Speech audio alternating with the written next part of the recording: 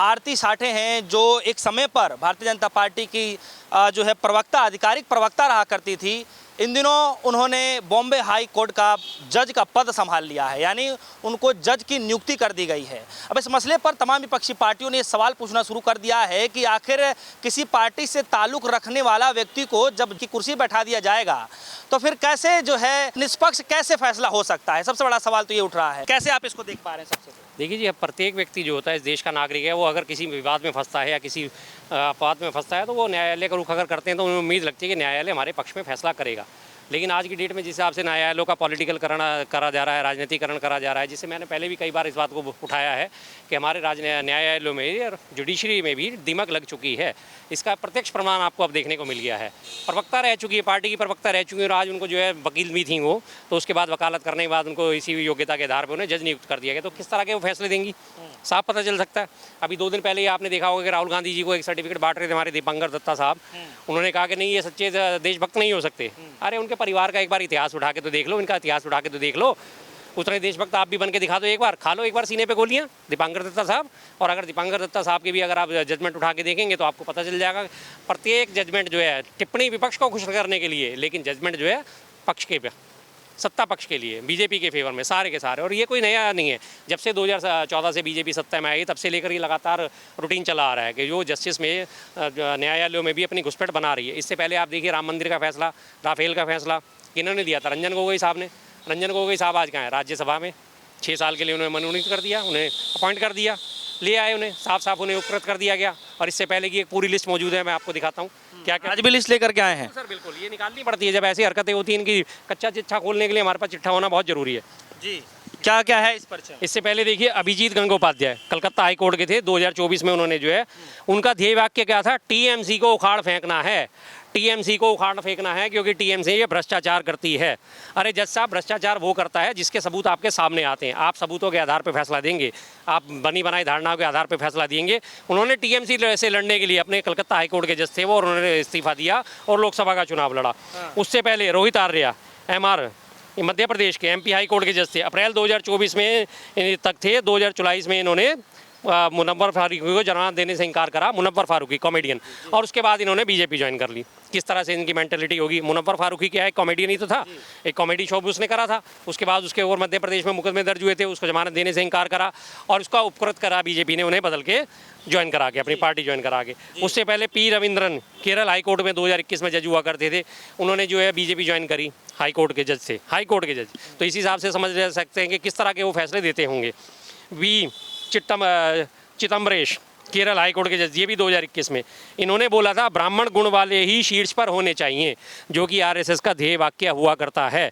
RSS की जो ideology है वो ये है कि ब्राह्मण सबसे उच्च स्तर पे हैं और ब्राह्मण ही बनने चाहिए, उच्च पदों पे ब्राह्मण ही रहने चाहिए। ये आइडियोलॉजी RSS की सबको पता ही है।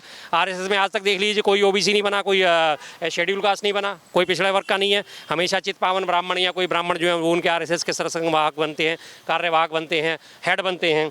तो ये उनको जो है एक टिप्पणी के हिसाब से उनको ये दिया गया कि उन्हें भी बीजेपी ज्वाइन करा दी गई।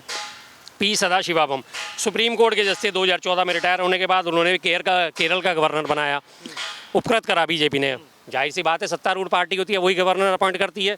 उनका जो मसला था वो क्या था कि फर्जी मुठभेड़ मामले में उन्होंने अमित शाह जी को जमानत दी थी, जिसके अगेंस्ट उनको उपकृत करा गया केरल का राज्यपाल बना के। उसके बाद आते हैं अब जस्टिस K रविंद्र रेड्डी, हैदराबाद के मेट्रोपॉलिटन मजिस्ट्रेट थे।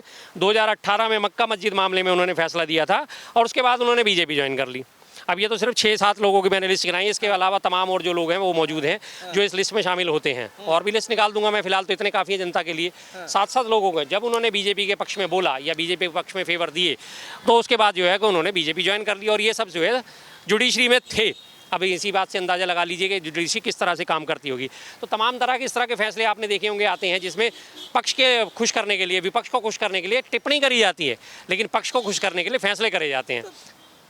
तो आपको नहीं लगता है कि लोकतंत्र पर एक तरीके का आघात है? जिस तरीके से ये तो हम बार बार किस बात के लिए, राहुल गांधी जी जो आवाज़ उठाते हैं, कांग्रेस पार्टी जो आवाज़ उठाती है कि ये संविधान को तार तार करने में लगे हुए हैं, तो इसी वजह से तो लगे हुए हैं। इन्हीं चीज़ों से, इन्हीं हरकतों से पता चलता है कि जुडिशरी में भी इनके मन मुताबिक लोग बैठने शुरू हो गए हैं, जुडिशरी में भी इनके मन मुताबिक फैसले लिखे जाने शुरू हो चुके हैं। आप अगर उसी राफेल का फैसला उठा के देखिए, राफेल का फैसले में क्या था?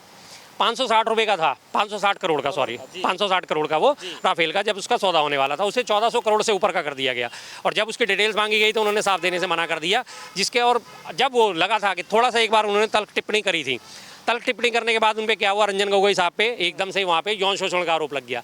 वहीं की उनकी कोई महिला स्टेनोग्राफर थी, उसने आगे कहा जी मेरे साथ यौन शोषण करा गया है, मेरे साथ हरकतें करी गई हैं, और उन्हें उस मसले में फंसा दिया गया।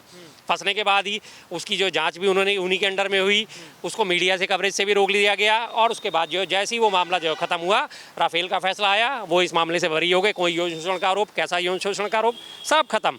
राम मंदिर का फैसला आया, राम मंदिर के फैसला होते रिटायर हुए, रिटायर होते फौरन ही उन्हें राज्यसभा में अपॉइंट कर दिया गया। लेकिन कल तक जो किसी पार्टी का झंडा उठा रहा हो और एकाएक जो है सम्मानित पद पर, न्यायिक प्रणाली के पद पर कोई बैठ जाए, तो फिर आम जनता को क्या इससे मैसेज आएगा? आम जनमानस में क्या हाँ, मैसेज? आम जनता में सीधा मैसेज जाता है हर जगह से। इन्होंने जो है इसी को तानाशाही कहते हैं कि जज भी हमारे, वकील भी हमारे, और गुनहगार भी हमारे, और सब हमारे, सब चीज़ हमारी, मीडिया भी हमारा। अब कलकत्ता हाईकोर्ट की बात करी जाए, इन्हीं की बात जिसके आपने उठाई है, बस साठे जी की, और महाराष्ट्र के हाईकोर्ट की बात करी जाए, तो इनके ध्येय वाक्य क्या थे जजों के? कलकत्ता हाईकोर्ट के जज कह रहे हैं कि मैं टीएमसी को जड़ से खत्म कर दूंगा, ये मेरा ध्येय है। तो टीएमसी को जड़ से खत्म करना आपका, ये भ्रष्टाचारी पार्टी है, पार्टी को खत्म करना आपका काम है। आप तो जज साहब थे, आपके सामने जो सबूत रखे जाएंगे, जो पेश होगा, आप उसी के हिसाब से। अब ये जो साठे मैडम है, साठे मैडम का क्या था, प्रवक्ता थी, बीजेपी का पक्ष रखती थी, अब हाईकोर्ट में बैठ गई हैं, तो जाहिर सी बात है कि कैसे इनके फैसले होंगे, सारे के सारे पक्ष में जाएंगे या नहीं जाएंगे। जो ऑलरेडी एक बायस्ड मूड लेके चल रहा है, अगर उसको आप संवैधानिक व्यवस्था में सौंप देते हैं, आप उसे अधिकार दे देते हैं, राइटिंग का अधिकार देते हैं कि लिखित में वो अपने फैसले कर सकते हैं, तो उसके फैसले किस तरह के होंगे हर कोई देख सकता है इस बात को। विपक्ष जो है, महाराष्ट्र में जो विपक्ष है, वो ये बार बार मांग कर रहा है कि उनको पद से हटाना जाना चाहिए, क्योंकि अगर ये पद पर रहेंगी तो फिर उम्मीदें जनता को नहीं होगा कि एक तरफा फैसले होंगे और विपक्ष की मांग सुनी नहीं जाएगी। विपक्ष की मांग को अभी 4-5 पुराने उठा के इसको अपॉइंट करा था, उसको अपॉइंट करा था, ऐसा नहीं है वैसा नहीं है। विपक्ष का तो आदत है शोर मचाने की। 4-5 दिन ये मुद्दा उठेगा, 5-7-10 दिन गर्म रहेगा, उसके बाद इस मामले को ठंडा कर दिया जाएगा और ये मुद्दा वहीं का वहीं बैठ जाएगा। उसके बाद ना इन्होंने हटाना, ढीठ पार्टी है ये, कभी पीछे नहीं हटती। इन्होंने जो करना होता वो करते हैं, चाहे मीडिया शोर मचाता है। मीडिया में तो कहीं आपने डिबेट ही नहीं देखी होगी बीच में। हम सोशल मीडिया पे बात कर रहे हैं, लेकिन मेन मीडिया जिसे कहा जाता है, तमाम बड़े बड़े चैनल हैं, किसी पे आपने कोई डिबेट नहीं देखी होगी। इसका छोटा सा उदाहरण देता हूँ। अभी झालावाड़ में स्कूल की छत गिरी थी, 7 बच्चे मारे गए थे और कई दर्जन बच्चे घायल हुए थे। कहीं कोई डिबेट देखी आपने कि भ्रष्टाचार है? एमपी में भ्रष्टाचार है, मध्य प्रदेश में भ्रष्टाचार है, राजस्थान में भ्रष्टाचार है, मध्य प्रदेश में जो है रीवा जो है एयरपोर्ट उसकी दीवार गिर गई, कहीं आपने देखा? नहीं होगा कहीं भी, कोई इसमें कोई चर्चा नहीं होती, कहीं कोई बातचीत नहीं करी जा रही। सिर्फ यही करा जाता है कि हाँ ठीक है, हो गया 2-4-5 दिन में कोई एक नया मुद्दा ऐसा आ जाएगा, ये मुद्दा गौण हो जाएगा, अगले मुद्दे पे हम बातचीत कर रहे होंगे।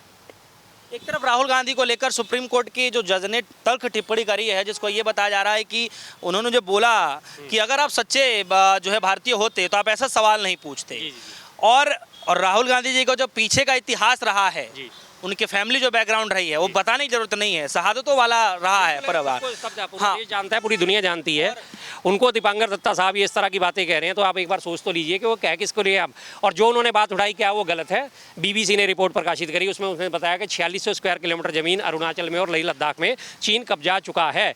और वहीं के सांसद जो है नामित राय या गावित राय, कुछ नाम है उनका, गावित राय, हाँ, उन्होंने भी ये बात अभी 2019 में लोकसभा में उठाई थी कि मैं वहाँ का स्थानीय निवासी हूँ और वहाँ लगातार चीन ऑक्यूपाई कर रहा है ज़मीन को, लेकिन उनकी बात को अनसुना कर दिया गया। तो आपके सत्ता पक्ष के सांसद थे सोनम वांगचुक, क्या है वो एक्टिविस्ट, सोशल एक्टिविस्ट, उन्होंने वहाँ से लेह लद्दाख से लेकर दिल्ली तक पदयात्रा निकाली थी, कहीं उनको कोई कवरेज नहीं दी गई। और दिल्ली बॉर्डर पे उनको इसी बात के लिए पहले रोक दिया गया था। उन्होंने भी ये बात उठाई थी कि लेह लद्दाख में चीन हमारी लगातार ज़मीन कब्जाया जा रहा है, आप इस पर एक्शन लीजिए। लेकिन 2019 में हमारे आत्ममुक्त प्रधानमंत्री ने पहले ही सीधा क्लीन चिट दे दी थी, कोई आया है ना कोई घुसा है, साफ उन्होंने क्लीन चिट दे दी, क्लियर। और उस बात को तो मान लिया गया, लेकिन जो सबूतों के साथ हम तथ्य दे रहे हैं, तर्क दे रहे हैं, उसको कह रहे हैं कि नहीं आप सच्चे देशभक्त नहीं हो। सच्चे देशभक्त होते तो आप ऐसी बात नहीं करते। सच्चा देशभक्त वही है जो कमियां हैं उन्हें उठाए। अगर कोई चीज़ हमारे ऊपर आक्रमण हो रहा है तो उसके लिए सचेत करे। अगर हमारे ऊपर आक्रमण हो रहा है और कोई आगे हमें सचेत कर रहा है तो क्या ये गलत है? सिर्फ राहुल गांधी के ऊपर टिप्पणी, दूसरी तरफ जो है ये महाराष्ट्र में जो बॉम्बे हाई कोर्ट की जो जज नई नियुक्त हुई हैं वो, और जैसे आप 5-6 लिस्ट लेकर के आए हैं, ये सब प्रकरण को देखकर आपको क्या लग पा रहा है कि क्या कानूनी प्रक्रिया पर भी अब लोग सवाल उठाने लग रहे हैं? बिल्कुल लोग भी सवाल उठा रहे हैं और ये बाकायदा कानूनी प्रक्रिया को बाधित कर रहे हैं। जिन्होंने सबसे पहले मीडिया को कब्जे में लिया, इन्होंने मीडिया को कब्जे में लेने के बाद जुडिशरी को अब कब्जे लेने में कोशिश कर रही हैं। और उसके बाद इन्होंने तमाम विपक्षी दलों का भी, आपने देखा 2 दिन पहले 4 दिन पहले संसद में क्या हुआ, विपक्षी दलों को आवाज़ रोकने के लिए CISF के जो कर्मी हैं उनको एंट्री करा दी गई, उनको अंदर एंट्री कराई है, उनको अंदर बुलाया गया CISF कर्मियों को। CISF कर्मियों का वहाँ पे कोई रोल नहीं होता, वहाँ पे अंदर से ऑलरेडी विधानसभा संसद में मार्शल नियुक्त होते हैं। उन मार्शलों का ये काम होता है कि अगर कोई गलत आचरण करे तो सभापति के कहने पर मार्शल उन्हें बाहर निकालते हैं। लेकिन यहाँ तो CISF कर्मी, और अभी 5 अगस्त को आपने देखा JP नड्डा और अमित शाह जी अपने सारे सांसदों को लेकर किस तरह से मार्च कर रहे थे कि लड़ने जा रहे हैं, वो अंदर घुसने नहीं दिया गया था। पिछली बार का आपका प्रकरण याद है, जब वो लोकसभा में घुसने की कोशिश कर रहे थे तो उन्हें रोका गया था। और एक वो हमारा वहाँ का उड़ीसा के जो सांसद हैं संगीत है सारंगी संगीत सोम तो यहाँ के यूपी के हैं, सारंगी, उन्होंने कहा कि मेरे चोट लग गई, इतनी बड़ी बड़ी पट्टियाँ बांध के कितने बड़े नाटंकियाँ करी गई थी। तो लगातार हर जगह से विपक्षी आवाज़ दबाने की कोशिश करी जा रही है। अब जुडिशरी एकमात्र सहारा बचती थी, अब जुडिशरी पे क्योंकि कोई सवाल नहीं उठाता था, लेकिन अब जुडिशरी भी सवालों के घेरे में आ रही है। साफ दिख रहा है कि दीपांकर दत्ता साहब किस तरह की बयानबाजी कर रहे हैं, और उसके बाद ये जो है जज किस तरह से जो प्रवक्ता रह चुके हैं उन्हें जज बनाया जा रहा है। तो उनके आने वाले फैसले किस किस्म के होंगे हर कोई आराम से देख सकता है। बहुत बहुत शुक्रिया शर्मा जी, आपने भी कीमती समय दिया। फिलहाल इस बात पर लगातार लोग अब सवाल पूछ रहे हैं कि जब किसी पार्टी से ताल्लुक़ रखने वाला व्यक्ति, जब किसी पार्टी का झंडा ढोने वाला व्यक्ति, किसी पार्टी की जो है विचारधाराओं को प्रकट करने वाला व्यक्ति अगर जज की पद पर बैठ जाए तो फिर न्याय कैसे मिल सकता है। विपक्षी पार्टी यही मांग कर रही हैं कि ये लोकतंत्र पर एक तरीके का आघात है और जल्द से जल्द इनको पद से हटाना चाहिए, वरना आम जनमानस के अंदर ये बात कहीं ना कहीं बड़ा क्वेश्चन मार्क बनकर सामने आएगा कि उनको कोई मुद्दा लेकर के जाएं और उनको न्याय मिल भी पाएगा या नहीं। अपने आप में बहुत बड़ा सवाल है दोस्तों। खैर, आपके मन में क्या कुछ है हमारे वीडियो कमेंट सेक्शन में जाकर बताइएगा। फिलहाल के लिए दीजिए इजाजत। धन्यवाद।